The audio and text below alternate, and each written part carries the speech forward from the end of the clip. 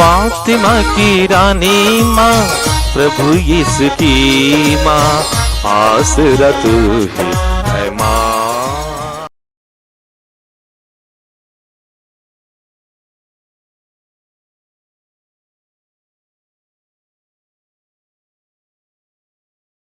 पहला पाठ कुरिन्थियों के नाम संत पौलुस का पहला पत्र, अध्याय 12, पद संख्याएं 31 से अध्याय 13, पद संख्या 13 तक।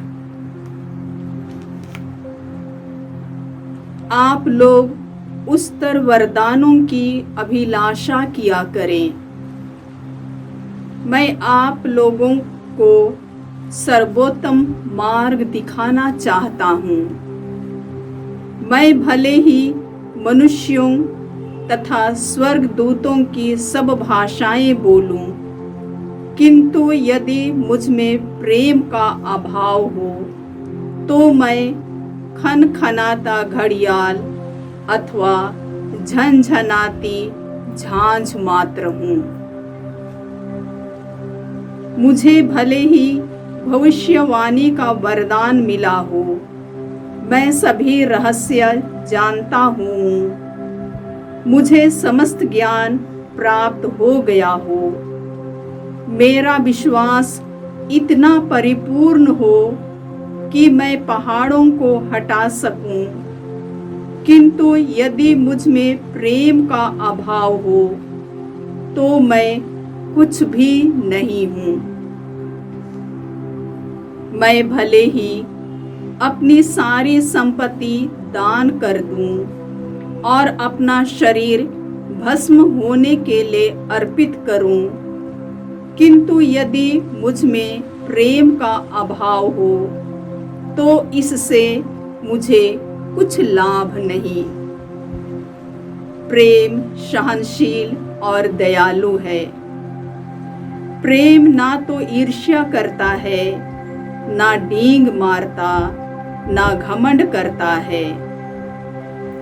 प्रेम अशोभनीय व्यवहार नहीं करता, वह अपना स्वार्थ नहीं खोजता। प्रेम ना तो झुंझलाता है और ना बुराई का लेखा रखता है। वह दूसरों के पाप से नहीं बल्कि उनके सदाचरण से प्रसन्न होता है। वह सब कुछ ढांक देता है, सब कुछ पर विश्वास करता है, सब कुछ की आशा करता और सब कुछ सह लेता है। भविष्यवाणियां जाती रहेंगी, भाषाएं मौन हो जाएंगी और ज्ञान मिट जाएगा, किंतु प्रेम का कभी अंत नहीं होगा, क्योंकि हमारा ज्ञान तथा हमारी भविष्यवाणियां अपूर्ण हैं और जब पूर्णता आ जाएगी तो वे जो अपूर्ण है वह जाता रहेगा। मैं जब बच्चा था तो बच्चों की तरह बोलता, सोचता और समझता था, किंतु सयाना हो जाने पर मैंने बचकानी बातों को छोड़ दिया। अभी तो हमें आईने में धुंधला सा दिखाई देता है, परंतु तब हम आमने सामने देखेंगे। अभी तो मेरा ज्ञान अपूर्ण है, परंतु तब मैं उसी तरह पूर्ण रूप से जान पाऊंगा जिस तरह ईश्वर मुझे जान गया है। अभी तो विश्वास, भरोसा और प्रेम ये तीनों बने हुए हैं, किंतु उनमें से प्रेम ही सबसे महान है। प्रभु की वाणी। ईश्वर को धन्यवाद। भजन अनुवाक्य। धन्य है वे लोग जिन्हें प्रभु ने अपनी प्रजा बना लिया है। धन्य है वे लोग जिन्हें प्रभु ने अपनी प्रजा बना लिया है। वीणा बजाते हुए प्रभु का धन्यवाद करो, सारंगी पर उसका स्तुति गान करो, उसके आदर में नया गीत गाओ, मन लगाकर वीणा बजाओ। अनुवाक्य। धन्य है वे लोग जिन्हें प्रभु ने अपनी प्रजा बना लिया है। धन्य है वे लोग जिन्हें प्रभु ने अपनी प्रजा बना लिया है।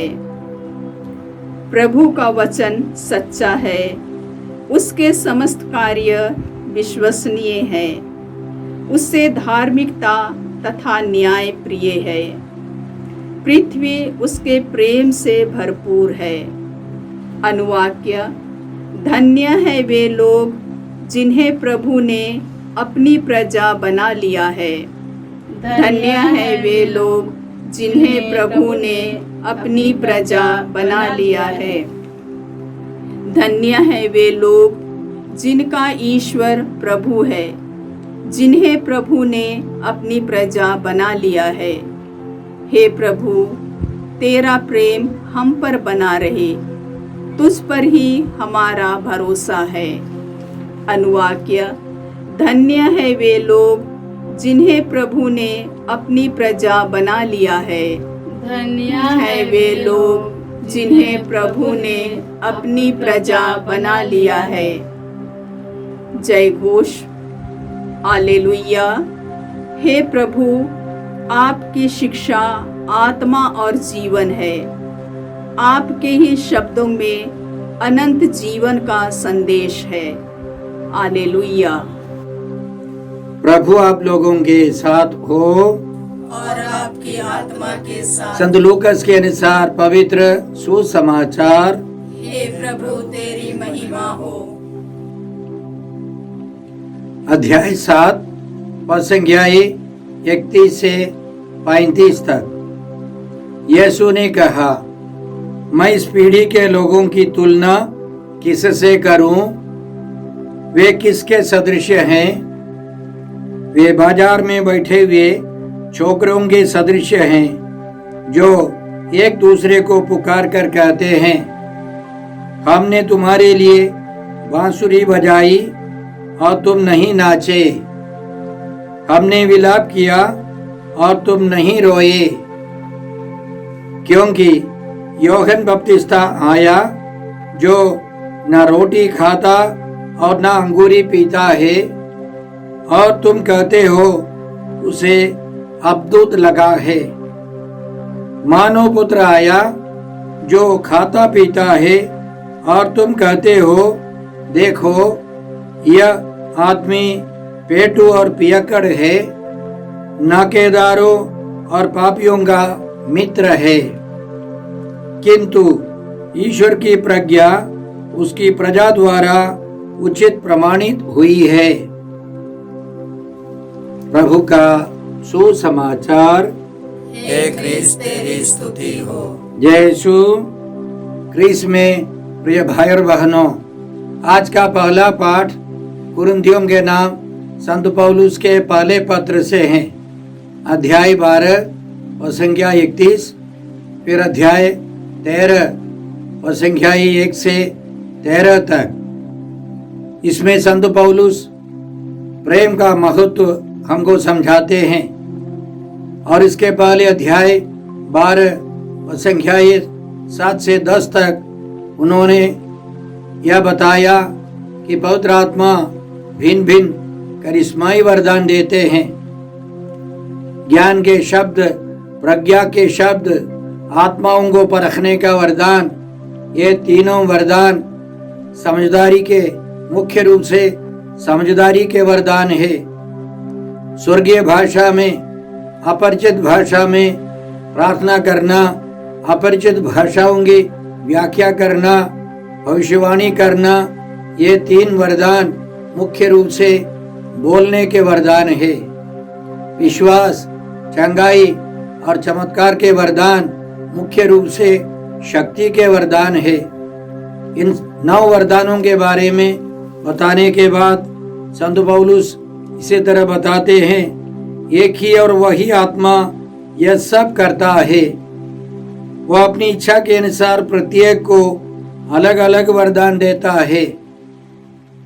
ईश्वर पवित्र आत्मा हम सबों को करिश्माई वरदान देता है ताकि हमारे काम बहुत आसान हो जाते हैं, जल्दी ही सब कुछ हम लोग निपटा सकते हैं। करिश्माई वरदान अनिवार्य है। और संत पौलुस इसी अध्याय के अंतिम में इसी तरह हमको समझाते हैं, ईश्वर ने कलीसिया में भिन्न भिन्न लोगों को नियुक्त किया है। पहले प्रेरितों को, दूसरे भविष्यवक्ताओं को, तीसरे शिक्षकों को और तब चमत्कार दिखाने वालों को। इसके बाद स्वस्थ करने वालों, परोपकारों, प्रशासकों, अनेक भाषाएं बोलने वालों को। क्या सब प्रेरित हैं? सब भविष्यवक्ता हैं? सब शिक्षक हैं? सब चमत्कार दिखाने वाले हैं? सब स्वस्थ करने वाले हैं? सब भाषाएं बोलने वाले हैं? सब व्याख्या करने वाले हैं? कहने का मतलब कलीसिया यीशु का शरीर है और शरीर के भिन्न भिन्न अंग होते हैं। उसी तरह अनेक लोगों में किसी किसी को ईश्वर विशेष वरदान देता है, करिश्माई वरदान देता है। सब मिलकर कलीसिया का निर्माण, प्रभु यीशु के शरीर का विकास करना है। और अंतिम में संत पौलुस इसी तरह हमको समझाते हैं, आप लोग उच्चतर वरदानों की अभिलाषा किया करें। मैं अब आप लोगों को सर्वोत्तम मार्ग दिखाना चाहता हूँ। सबसे उत्तम मार्ग प्रेम का मार्ग है। और वे आगे कहते हैं, आज के पाठ में हम लोगों ने सुना, मैं भले ही मनुष्यों तथा स्वर्गदूतों की सब भाषाएं बोलूं, किंतु यदि मुझ में प्रेम का भाव है तो मैं खनखनाता घड़ियाल या झनझनाती झांझ मात्र हूँ।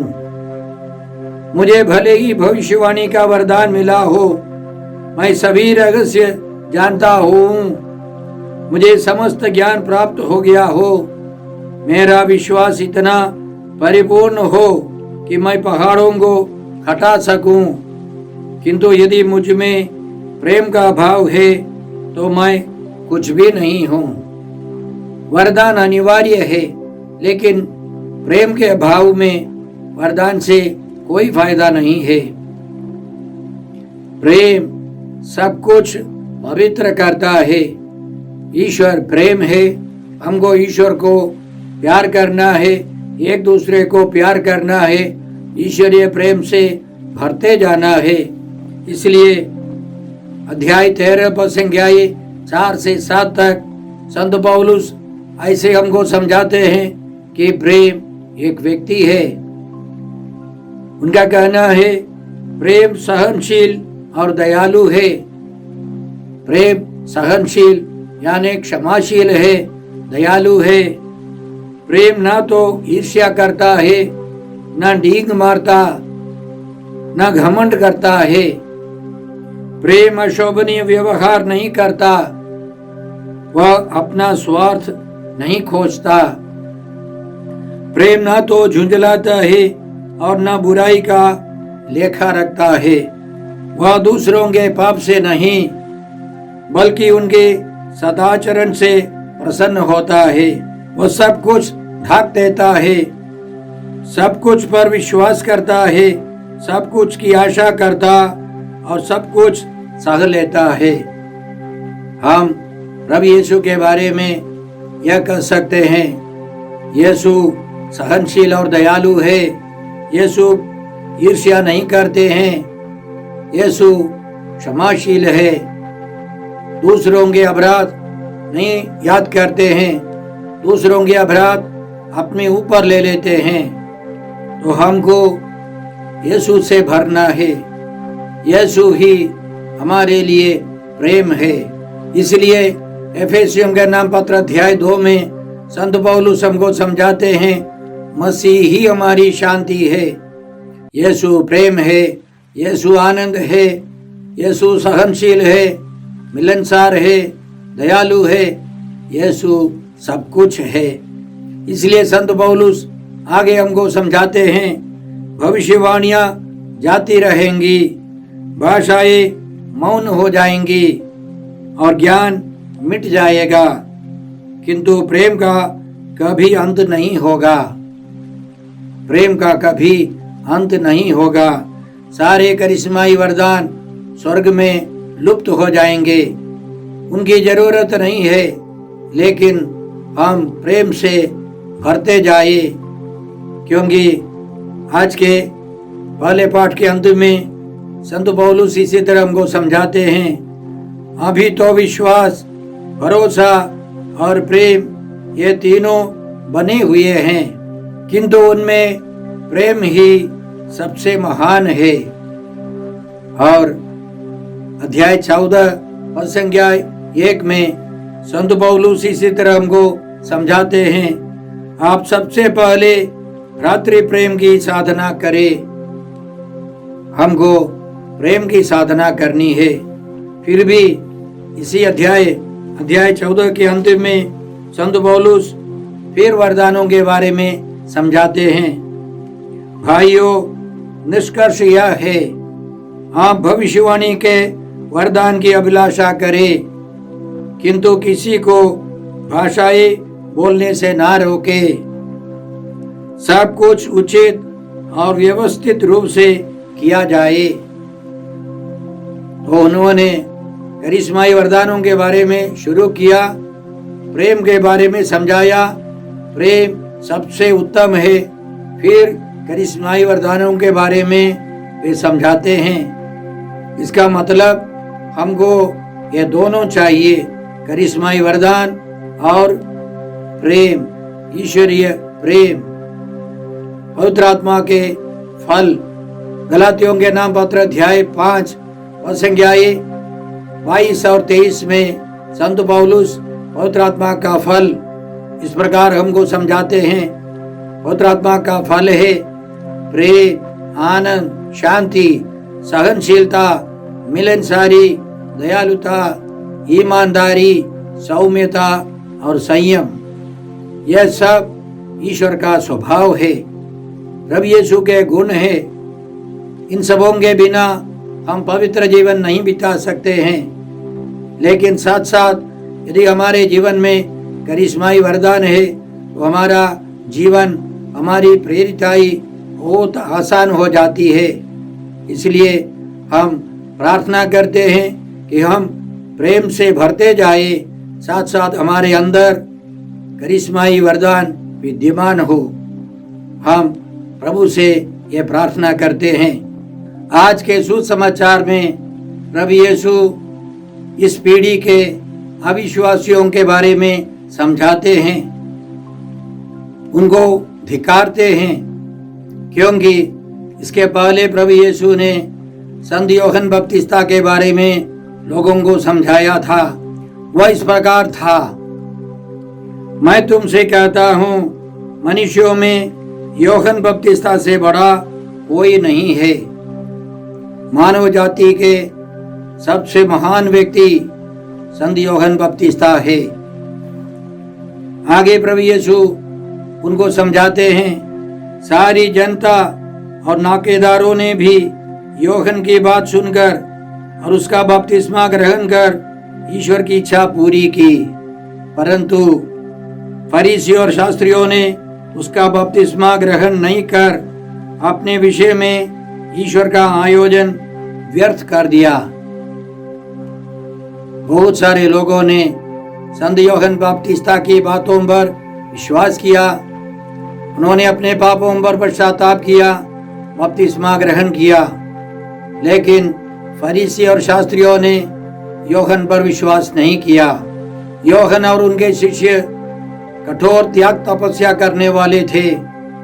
वे उपवास प्रार्थना में लीन थे और फरीसी और शास्त्रियों ने उन पर मजाक कर कहा, इसे अब दूध लगा है, इसके अंदर शैतान है। और प्रभु यीशु आए हैं आनंद मनाते हुए, प्रेम आनंद और शांति फैलाते हुए, स्वर्ग राज्य के लिए निमंत्रण देते हुए प्रभु यीशु आए। वे खाते पीते थे, आनंद मनाते थे। तो फरीसी और शास्त्रियों ने शिकायत की, ये पेटू और पियक्कड़ हैं, पापियों के साथ खाते पीता है। वे यीशु में विश्वास नहीं कर सके।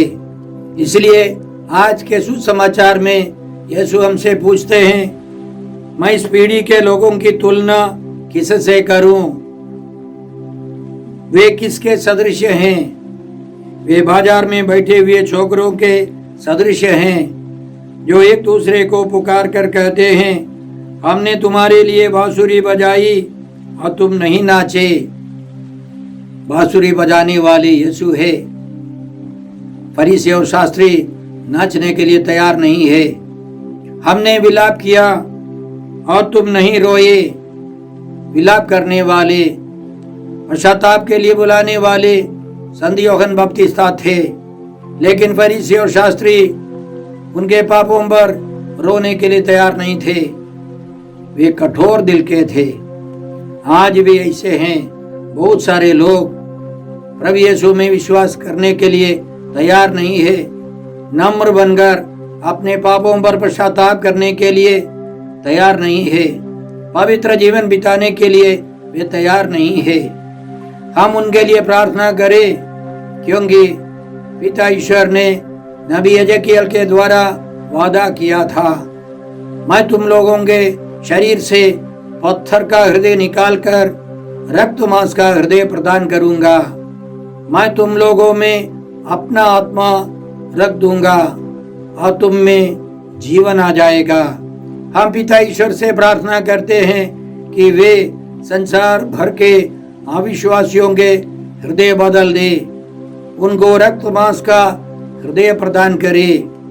आज के सुसमाचार के अंतिम में प्रभु यीशु इस प्रकार कहते हैं, ईश्वर की प्रज्ञा उसकी प्रजा द्वारा उचित प्रमाणित हुई है। कौन है ईश्वर की प्रज्ञा? प्रभु यीशु ईश्वर की प्रज्ञा है। प्रज्ञा ग्रंथ में और प्रवक्ता ग्रंथ के अंतिम में हम लोग पढ़ते हैं, प्रज्ञा एक व्यक्ति है। प्रज्ञा हमको निमंत्रण देती है, प्रज्ञा हमको पुकारती है। इसलिए प्रभु यीशु हमको समझाते हैं कि वह प्रज्ञा प्रभु यीशु है। इसलिए उन्होंने पुकार कर कहा, थके मांदे और बोझ से दबे हुए लोगों, तुम सभी मेरे पास आओ, मैं तुम्हें विश्राम दूंगा। प्रवक्ता ग्रंथ अध्याय 51 में भी इसी तरह प्रज्ञा हमको अपने पास बुलाती है। प्रज्ञा ग्रंथ अध्याय 1 पद संख्या 4 में हम लोग इस प्रकार पढ़ते हैं, प्रज्ञा उस आत्मा में प्रवेश नहीं करती जो बुराई की बातें सोचती है, और उस शरीर में निवास नहीं करती जो पाप के अधीन है। क्योंकि शिक्षा प्रदान करने वाला पवित्र आत्मा छल कपट से घृणा करता है। वह मूर्खतापूर्ण विचारों को तुच्छ समझता और अन्याय से अलग रहता है। प्रभु का आत्मा संसार में व्याप्त है। वह सब कुछ को एकता में बांधे रखता है, और मनुष्य जो कुछ कहते हैं वह सब जानता है।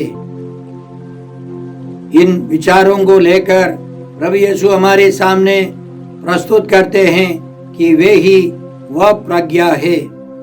इसलिए कुरिन्थियों के नाम पहले पत्र अध्याय 1 पद संख्या 30 में संत पौलुस हमको इसी तरह समझाते हैं, ईश्वर ने मसीह को हमारा ज्ञान, धार्मिकता, पवित्रता और उद्धार बना दिया है। वही हमारा ज्ञान है, वही हमारी प्रज्ञा है, धार्मिकता है, सब कुछ है। ईश्वर ने यीशु मसीह में ईश्वर की सारी परिपूर्णता रखी है। प्रभु यीशु सर्वशक्तिमान ईश्वर है, ईश्वर की प्रज्ञा है, ईश्वर का अनादि अनंत वचन है, शब्द है। और संत पौलुस ने प्रभु यीशु को पूर्ण रूप से अपनाया है, गहराई से प्रभु यीशु को समझ लिया है। इसलिए उसकी प्रजा, प्रज्ञा की प्रजा, प्रभु यीशु की प्रजा संत पौलुस, संत पेत्रुस, संत योहन है। उनके समान भक्तजन है जिन्होंने प्रभु यीशु का प्रचार किया है। आइए हम प्रार्थना करते हैं कि हम प्रभु यीशु में विश्वास करें और प्रभु यीशु का प्रचार करें। प्रभु यीशु को सभी लोगों के सामने प्रस्तुत करें, प्रमाणित करें। यीशु ही ईश्वर की प्रज्ञा है, ईश्वर की धार्मिकता है। यीशु मसीह से ही हम मुक्ति पा सकते हैं। आइए हम प्रार्थना करते हैं। हे अब्बा पिता, हे प्रभु यीशु, हे पवित्र आत्मा ईश्वर, आज के सारे पवित्र वचनों के लिए हम तुझे धन्यवाद देते हैं और तुझसे प्रार्थना करते हैं कि हम सब प्रभु यीशु में विश्वास कर उस विश्वास को दूसरों के बीच में बांट सके, प्रदर्शित कर सके। हम ये प्रार्थना करते हैं प्रभु क्रिस्त के द्वारा। हमारे प्रभु यीशु क्रिस्त की कृपा, ईश्वर का प्रेम और पवित्र आत्मा का साहचर्य आप सबों को प्राप्त हो। आमीन।